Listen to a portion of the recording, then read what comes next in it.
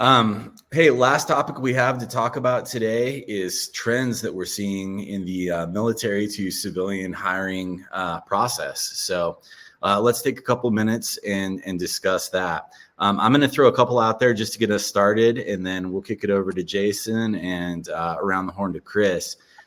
First thing that I'm seeing is an increased demand for technical expertise from the military. So for the 80-ish% of the military that is enlisted, this is good news for you because you tend to be the technical experts inside the military. So there's a strong upward pressure on the demand signal for that kind of talent that I've seen personally.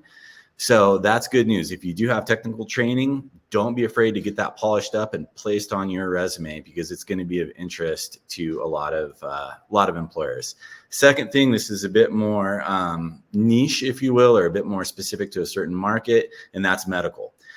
Folks in the military do get high quality medical training. If you're a medical professional from any stripe, be it a medical administrator, nurse, doctor, nurse practitioner, whatever it may be, physical, PA, whatever it is, physician's assistant, there's going to be demand for you in the civilian world. And I think you're going to land on your feet really well. So two of the trends that I'm seeing, a need for increased, technical skills coming out of the military and folks that are in the medical field. That's what I've noticed. There's a couple other things I'll throw out at the end when we wrap this up, but I'm going to toss it over to Jason and get your take on trends right now. I'll say that when you think about, I'm going to just use employment kind of just in general, just getting a job kind of anywhere. We've seen a big shift over the last 10 years or so with, one, how long individuals stay in their current job or with their current company before they job hop. The job hopping is way more common now than it was 10, 15, 20 years ago. That's expensive for companies. They don't like that attrition so much. So I think that over the last 10 years or so, organizations have really realized that if they provide the right environment, military veterans are more apt to stay longer.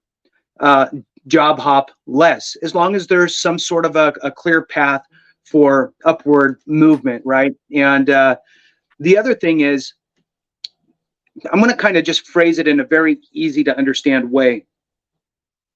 These employers, typically your hiring managers who've been around longer, right? When they're looking to hire somebody and they're looking at a 20-something-year-old over here and a 20-something-year-old over here, they're understanding that if I'm hiring the veteran, they're going to show up. They're not going to be late. They're not going to whine or complain. I'm going to have to tell them to go home, right? Hey, look, you got to leave because you got to come back tomorrow, right? Or not. Hey, I'm glad you're still here knocking that out. Thank God, right? So there's a sense of relief to understand that I'm hiring somebody who is going to get the job done.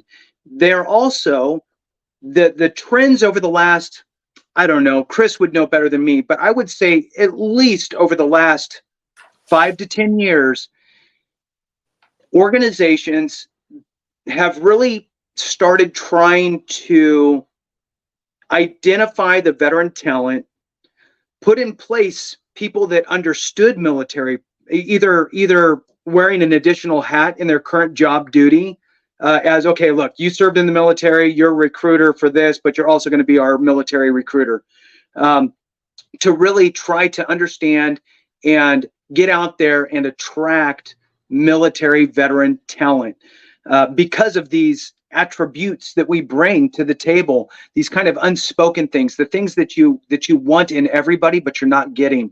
And it's kind of dipping down a little bit. You might get somebody who's super talented, but everybody, they're rocking the boat. They can't gel. They're not showing up. They're missing, they're calling in sick. Those are things that you typically don't need to worry about in what I call the veteran sphere. So I think that over the last 5 to 10 years, this is becoming more and more of a reality. The last thing I'll throw in there is security clearance. Even if even if you don't think that the job you're looking for is going to require it, and you have a secret clearance, right? Just the basic secret clearance. In some organizations, your job might not so much need it, but the company needs you to have it just because you're in some sort of a more sensitive area. And that can go a long way. These companies don't want to pay for it unless they have to. And I'm talking even if you're a contract security provider for an organization out there, if that organization is a contractor with the government building something special, and they need you to at least have a secret clearance to walk around and patrol the area, there's a lot of value in that, and they will pay you more because you have it, because then they don't have to pay for you to go get it, right? So that's a couple of the things that I've seen. I'd love to get Chris's thoughts on it.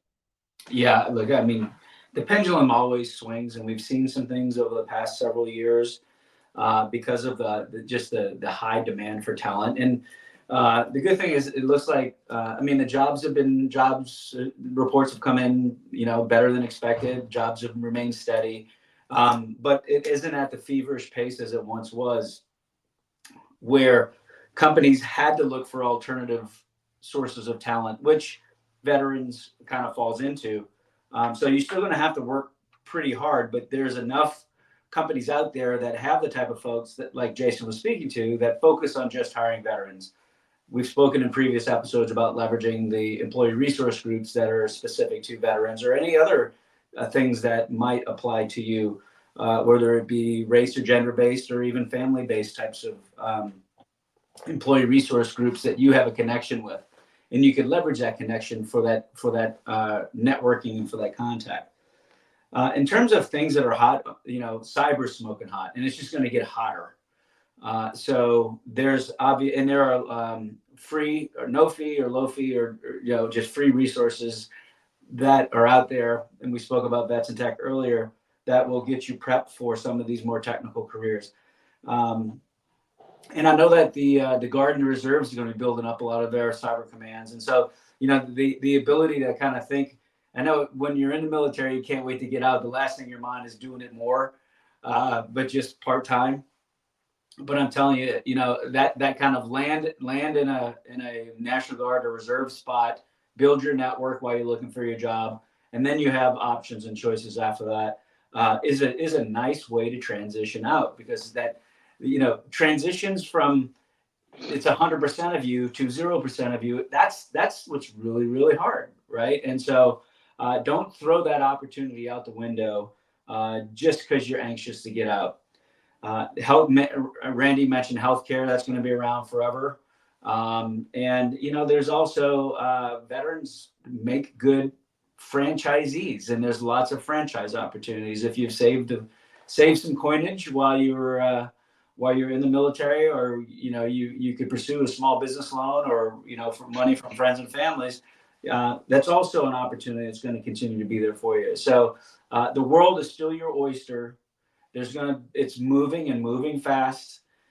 We're kind of through this period of low to no hiring, and things are starting to come back up.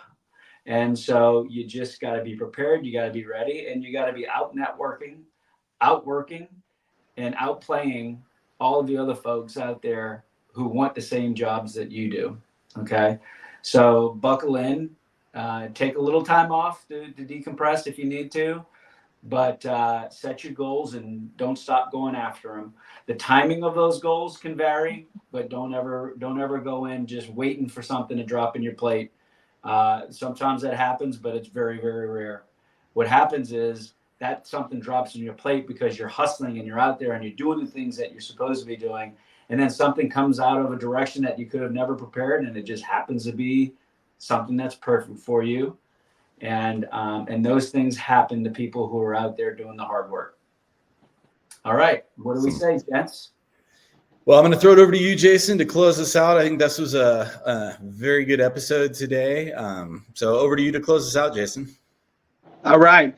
Well, here's the big kind of takeaway for me anyway, is preparing up front while you're still in is about the smartest thing you can do. Twofold: one, VA claim stuff; two, start building your network, start looking for things.